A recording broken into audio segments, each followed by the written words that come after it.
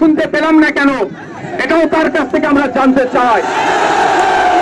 আপনি 10.5 কোটি মানুষের মুখ্যমন্ত্রী, কোন একটা নির্দিষ্ট যারা ভোট দিয়েছে তাদের নয়, কিন্তু যে 27 লক্ষ মানুষ আজকে আতঙ্কে আছে, তারা কোথায় যাবে?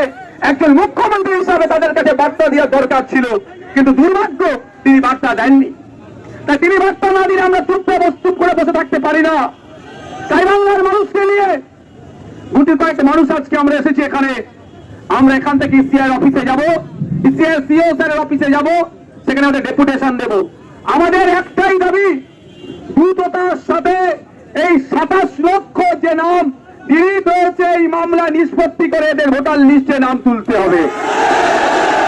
কাঠামো হচ্ছে কারো বাবার নাম দিয়ে ছেলে পার হয়ে গেল, মেয়ের ভোটার লিস্টে নাম এসে গেল, বাবার নামটা ডিলিট হয়ে গেল।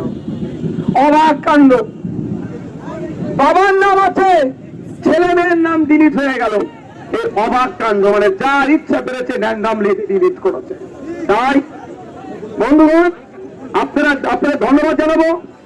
এই বৃষ্টি প্রথমে রোদ ছিল, রোদকে উপেক্ষা করে বৃষ্টিকে উপেক্ষা করে আমরা ধর্মতলায় এসে পৌঁছেছি। আজকে আমাদের এখান থেকে একটা টিম ডেপুটেশন দিতে যাবে। তারপরে কি হলো না হলো স্বাভাবিকভাবে এসে জানাবার দরকার, কিন্তু এই বৃষ্টিতে আপনাদেরকে আমি আর আটকে রাখবো না। বক্তব্য শেষের সাথে সাথে আপনাদেরকে বলবো বাড়ির পথে রওনা দেবেন।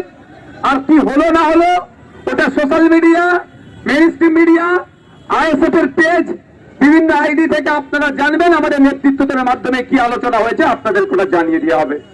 তবে একটাই কথা, একটাই আমাদের দাবি, সেটা হচ্ছে দ্রুততার সাথে এই মামলা নিষ্পত্তি করে এই 27 লক্ষ যে নাম আছে তাদের ভোটার লিস্টে নাম তুলতে হবে। নতুন মন্ত্রিত্ব পেয়ে অগ্নিমিত্রা পল মহাশয়া বলে ফেলেছিলেন কি, যাদের নাকি লিস্টে নাম ডিলিট হয়ে গেছে তারা সুবিধা পাবে না। তারপরে কিন্তু সেটা তিনি প্রত্যাহার করে নিয়েছিলেন। আমরা এর প্রতিবাদ জানিয়েছিলাম। আজকেও বলছি, অগ্নিমিত্রা পল মহাশয়া, ভোটার লিস্টে নাম থাকার সাথে নাগরিকত্বের কোনো প্রমাণ হয় না।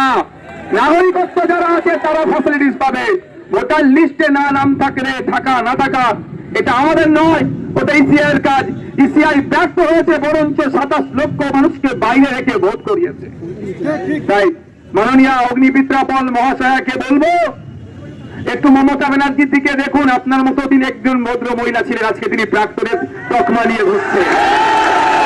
ক্ষমতায় এসেছেন বলে না মানুষকে মানুষ ভাবতে হবে।